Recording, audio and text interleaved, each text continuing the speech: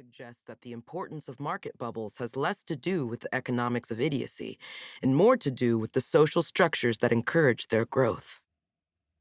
The hallmark of tulip mania reappeared only a few years ago with the arrival of NFTs. Non-fungible tokens were a relatively simple technology for tracking ownership of digital assets, but financial speculation had transformed them into a $40 billion industry, anchoring the broader $3 trillion market for cryptocurrencies in the prestigious art world. That relationship between cultural producers and the market seemed to afford NFTs another layer of value. But how special were these digital tulips? And what made them such powerful economic tools? Years earlier, a relatively small collection of digital artists and tech entrepreneurs had conspired to improve the internet through blockchain technology. The original pitch was simple. NFTs could solve two fundamental problems with the online economy by recording transactions for digital goods and providing creators with access to resale royalties. Then it somehow morphed into an ideology of cultural renaissance and economic revolt. NFTs were about creating a decentralized society where users traded digital artworks like money, and about bankrupting the toxic business model of social media platforms that siphoned their personal data for profit. And, finally, NFTs reached their apotheosis as icons of an inscrutable religion.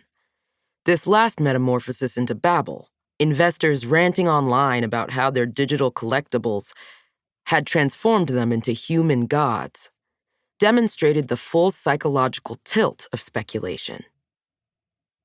Had the 21st century simply replaced tulip bulbs with another arbitrary form of investment? Most critics said yes. It seemed obvious that the cartoons of bored apes and pixelated punks that were being traded for millions of dollars would soon wilt like the Dutch flowers. However, closer inspection revealed an elaborate financial system being developed through NFTs, which sought to capture the volatility of tulip mania, combine it with the economic potential of the art market, and create a perpetual money machine. It was a moonshot gamble by the millennials who dominated the digital world, looking to recapture a sense of the financial security that had disappeared in the years following the 2008 financial crisis when they were young. A similar anxiety pervaded the Amsterdam of tulip mania, where an artist named Rembrandt Harmensen van Rijn walked among the wretched of Holland. He carried around his copperplate like a sketchbook, tracing the anxious anatomies of Amsterdam's vagrants with baggy clothes and hunched backs. His fortunes rose alongside the tulips, which marked the beginning of his own personal renaissance, when he could afford to purchase a family home in the city center. Rembrandt etched himself into the costume of beggars, replacing their features with his own unmistakably broad nose and frizzy hair.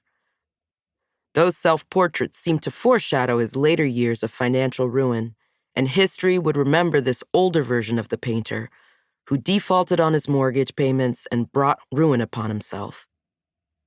Through his fascination with poverty, Rembrandt was summoning a pathology that has been stubbornly ingrained in the cultural subconscious for centuries. He was drawing upon the paradoxical realities of pursuing an artistic life in the 17th century, which, as today, required artists to operate between the extremities of wealth and poverty. The decisions of a few powerful patrons could make or break careers, and the debt required to become a certified, professional artist was immense. That made an artist like Rembrandt, someone unwilling to ingratiate himself to clients, often declining their requests for better chins and bigger hands, especially vulnerable to the pitfalls of pursuing creative genius. Cruelty bookended his career, separated by midlife accomplishments like his 1642 painting, The Night Watch, which featured members of a civic militia responsible for patrolling Amsterdam's streets, a group that likely cleared the alleyways and canals of the beggars whom the artist once sketched.